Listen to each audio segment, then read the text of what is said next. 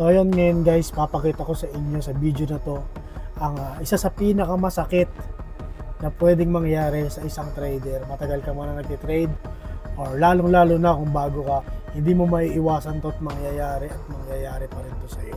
So sa video na to, makikita nyo kung paano maubos at mawala lahat ng inipon natin na pera. Pero hindi mag-alala dahil meron tayong matututunan dito na napakagandang lesson na Chuck na magtuturo sa atin ng bagong paraan para maiwasan at hindi na ulit mangyayari. Yo mga boss, yan, welcome dito sa ating expert option na channel. Yan, nasa episode 30 na tayo. At kung napanood mo tong video na to at di mo napapanood yung 12 unang video natin, so marirecommend ko na panoorin nyo muna yung 12 na yun bago kayo mapunta dito. At nandito lang din yung sa channel na yun, i-click nyo lang tong channel na to.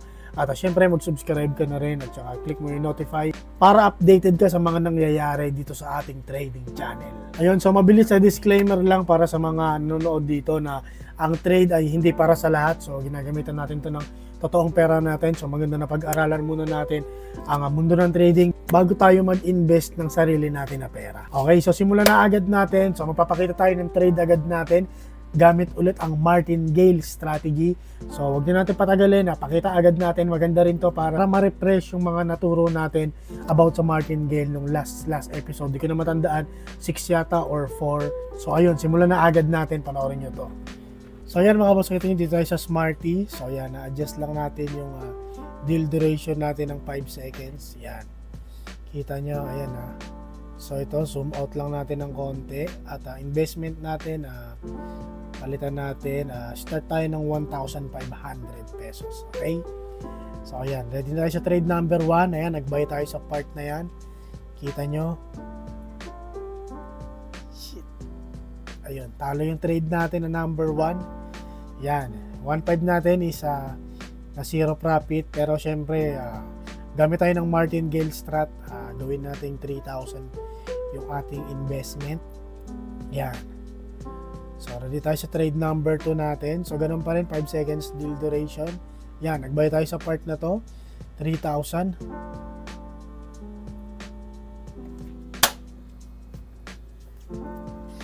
So, yan, lost trade ulit tayo mga boss. So, yan, kita nyo yung naka 4-5 na tayo ngayon na loss. So, syempre, Martingale tayo. Double ulit natin yung trade natin. Gawin natin 6,000. Ayan. Okay, so ito. Hintay tayo ng entry point natin. Wala tayong indicator na kahit anong gamit. So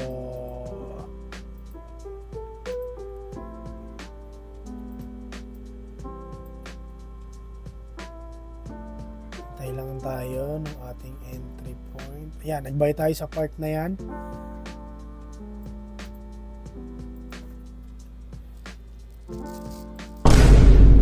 So lost trade pa rin tayo mga boss.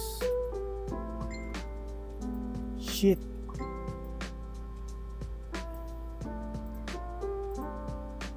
So yun mga boss, nakita nyo na yan talaga yung isa sa mga pinakamalaking problema ng mga nagtitrade is yung nanggigigil kang habulin yung talo mo. So yan yung mga posibilidad na pwede mangyari. Syempre maubos talaga yung pera mo ng isang iglap lang na gano'n. Tinuturo natin dito sa channel yung disiplina at yung pagkontrol ng emosyon natin sa pagtitrade. So yun, nakita nyo sa isang iglap, wala pang 5 minuto, 10 minuto, yung buong inipon natin nawala.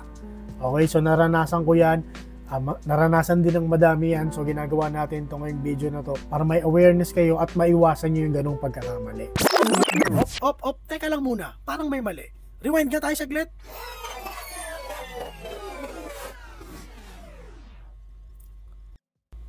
Ayun, demo balance lang pala. Buti na lang hindi tayo gumamit ng pera. Naaloko ko kayo, no? Huwag kayo mag-alala dahil meron din kayong 3 matututunan para sa episode natin na to. At eto yung 3 pinakamalaking dahilan kung bakit madalas mangyari yung ganun. Ipapaliwanag natin sa inyo isa-isa. So simulan natin sa number 1. Ang unang-una sa lahat, sobrang delikado ng napakalaking risk sa pagtitrade. Siyempre, alam naman natin na martingale is very effective naman talaga. Pero siyempre, dapat isipin mo pa rin yung pinaka magiging kapital mo. Maganda pa rin na magsimula ka sa maliit na halaga na meron ka, na kahit 50 pesos or 100 pesos. Mas maganda na magsimula ka doon para kung sakasakali na mag-loss yung trade mo, hindi siya lumaki ng sobra na siyang ikalugi at ikatalo ng lahat ng pera mo. Number 2, nakakaloko din minsan ang demo balance. Gandang gamitin ng demo balance para matuto, pero pwede rin tong magbigay ng maling kumpiyansa pag hindi totoong pera ang gamit mo. Alam naman natin na napakadali lang gumawa ng pabigla-biglang desisyon, lalo na kung ang ginagamit mo is hindi naman talaga totoong pera, demo balance. So, itrato mo pa rin yung demo balance ng parang totoong pera mo para ma-develop ng tama ang iyong trading habits. Tatlo, kailangan mo ng proper strategies or kahit indicator. At disclaimer lang din na hindi lahat ng strategy na naituturo natin is effective all the time. Halimbawa na lang ng RSI, martingale, depende pa rin siya. Kaya mas maganda na gamitin mo yung demo balance, na mag-trade ka muna ng mga 5 beses bago mo gamitin, or malaman mo kung naka-condition nga ba yung indicator na gamit mo. At syempre, ganun din sa ibang indicator. So ayun mga boss, yung tatlong tinutukoy natin na malaking dahilan ng pagkaubos ng ating investment dito sa trading. Ayan, sana may natutunan na naman kayo para sa episode natin na to. At sa mga naghahanap ng promo code dyan, meron tayo niyan, screenshot nyo lang to. Ayan, at kung naghahanap pa kayo ng ibang update about sa trading natin, meron tayong Telegram. Siyempre, lalagay natin yan sa comment section or sa description. Ayan, mapupunta kayo dito. Ayan, updated yan 24/7. Nagpapasabay tayo ng trade yan, kung ano nangyayari sa trading natin everyday. So, yun lang mga boss. Magkita-kita tayo para sa episode 13 natin at mag-iingat kayong lahat. Adios!